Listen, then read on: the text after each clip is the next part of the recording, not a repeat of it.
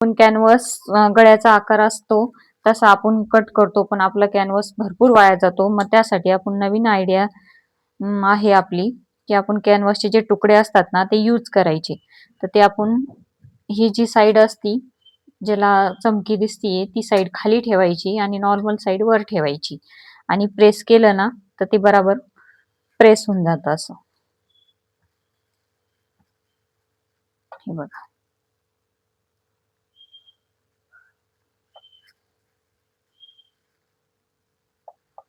आपला कॅनव्हास थोडासाही वाया जात नाही.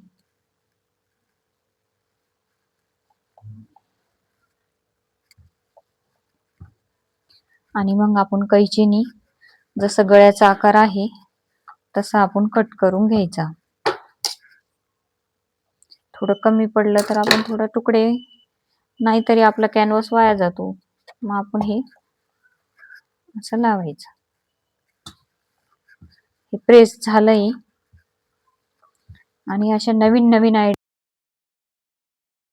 आणि सबस्क्राईब करा.